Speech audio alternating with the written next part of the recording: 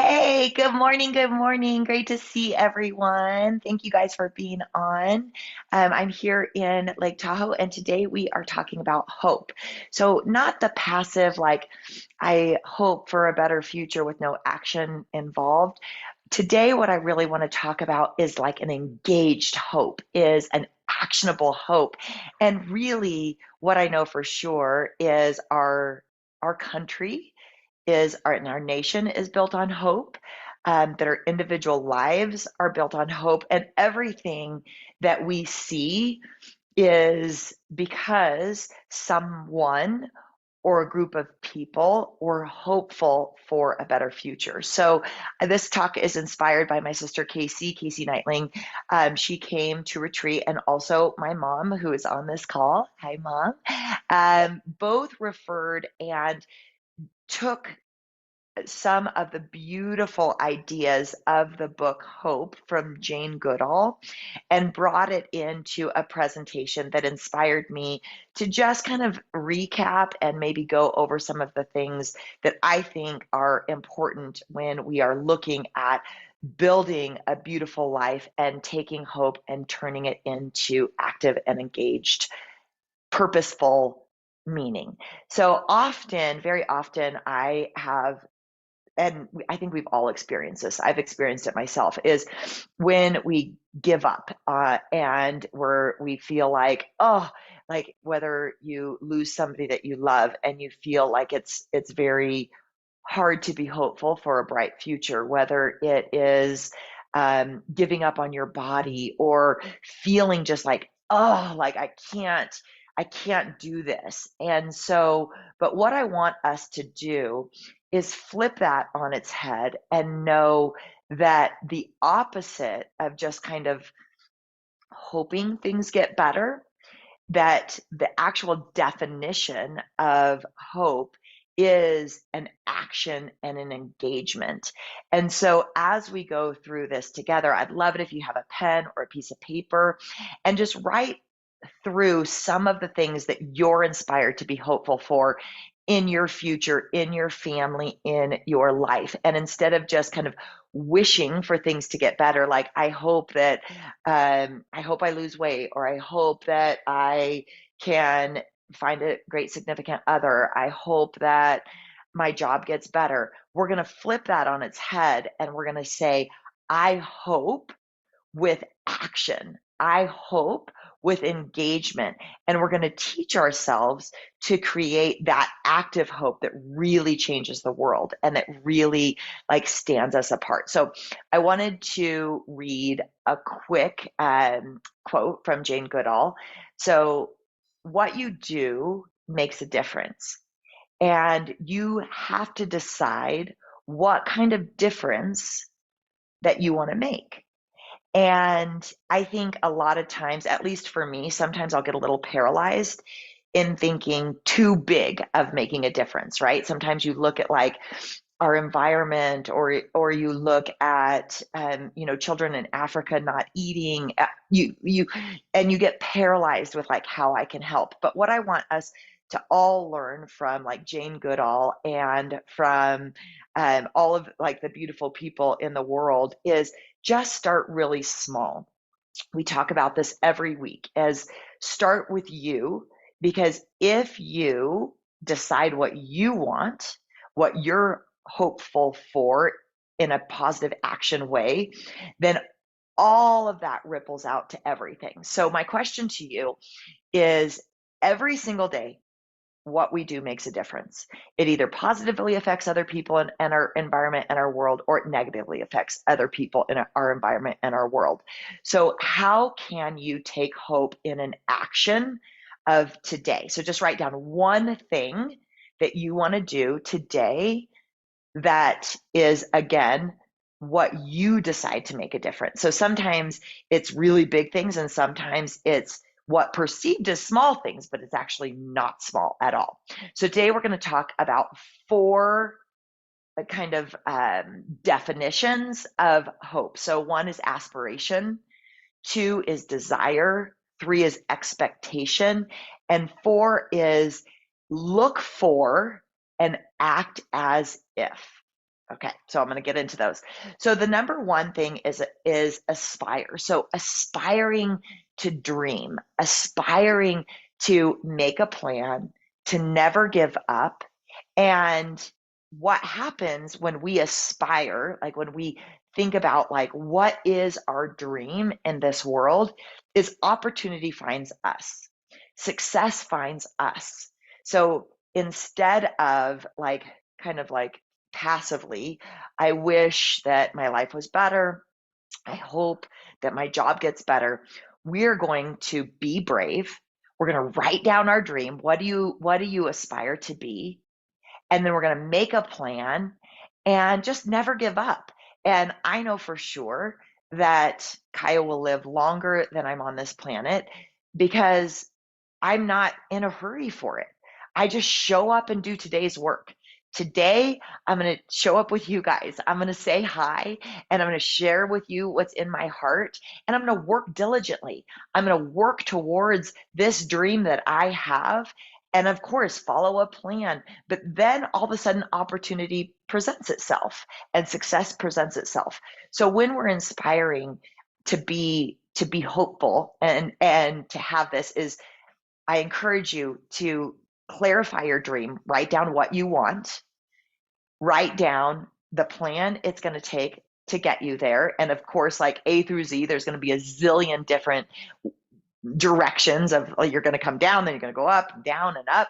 And then the final is never give up and be open when opportunity presents itself. Be open to say yes to life. Be open. Okay, the next is desire. So with desire is letting go of what society tells you that you have to be. So often we live in the shoes of somebody that the shoes just quite don't fit us. And we're trying really hard because society said or somebody said that this is the life that you need to live. This is where you need to go. But what I encourage all of us to do is explore your own desire. Explore what makes you happy, what makes you like what is meaningful to you. And it doesn't mean we have to like quit our job or quit our marriage or quit things that don't bring us desire, but it does mean create more desire with where you're sitting right now. Create more desire to have a better relationship with other people. Desire to give more to whatever job that you have right now, whatever that is. If it's raising kids, if it's your own business, if it's working for somebody else, if it's working for the state, whatever it is, create the desire inside of you that brings meaning to you. And instead of always like hoping, sitting back and, oh, I hope my job gets better. Oh, I hope like 5 o'clock comes soon. Come into an active role and say, I'm going to create meaning and desire in what I have sitting right here. And then again, that opportunity will come. And then ask yourself with that sense of desire is that is it bringing me peace and is it bringing me a joyful life? Because if you just did your life really well, just your life really well, then you would bring immense joy to so many people and your community around you. So just remembering like having desires and creating a life full of desire is not selfish. It's not. It shows people that we can live great lives. And of course, it it incorporates a lot of people, right? Like when we desire great relationships, the relationships with the people that we have get better. When we desire a really good meaningful job so that we can like give more in the world, then all that just starts like multiplying and compounding. Okay, so next is expectation. So be really confident in what you expect in life. So often we have this kind of passive, like, it really hasn't turned out that great for me. I've tried diets before, my body doesn't change. I'm going through menopause, this happens. Like we have these like kind of lame expectations of what our actions are. And so if you can expect more, be brave and confident in expecting the best of what energy that you're putting out into this world. Because when you expect and you respect your personal power, then that magnifies, again, not just in you, but in other people. And expect not just good things of yourself, but expect good things of others. And a lot of times we can expect people to be kind of like not great because we've been hurt before.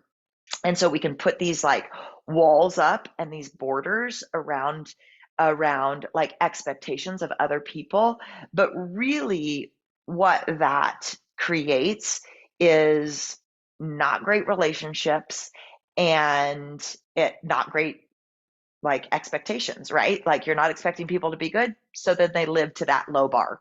If we can expect ourselves to be great, and we can expect, and not in a perfect way, because none of us are perfect, no pressure, like that's not what I'm saying. But if we can expect good things, if we can be confident, and when we look at people, expect them to be awesome. And even in hard conversations, even if you and I are like, at each other and we're like, no, I don't agree with this. This is something that needs to change. And we're going back and forth. If I'm looking at Nancy or I'm looking at my mom or Amanda or Deb and I'm looking at you guys and I'm looking in the eyes of love and I'm looking in the eyes of like, I'm hopeful that we're going to come out of this in like a more understanding way forward. Not that it's going to be my way or your way, but when I go into a hard conversation and expect love and expect a resolution, then what comes out of it? Respect and resolution and love. So when you're looking at other people, look for the good in them and expect them to raise to the bar of where you want your relationships to be. Okay, and then lastly is look for and act as if. So in life, when we're looking at like hope, so a lot of times if we just say hope and you look at the environment, you go, oh boy, that's, it looks grim.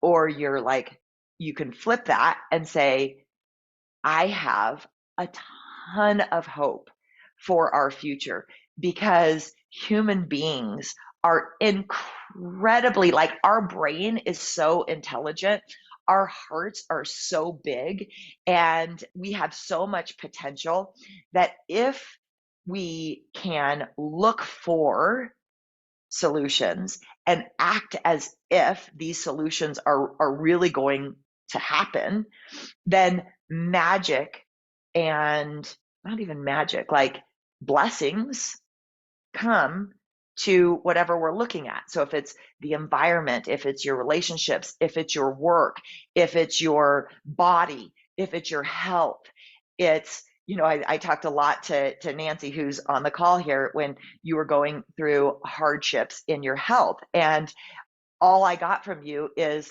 I got this. God's on my back, on my team. We're going through this. I'll see you at Kaya. Like, it was like, and it was hard stuff, that you had gone through. And because what it wasn't, I hope I feel better. It's, I hope I feel better. And there's action driven behind it. And there's purpose and engagement. So you guys, what I want to wrap up with is just really flipping, and we don't even need to flip hope on its head, because hope stands alone. Hope is an active, I don't even want to say word, but emotion.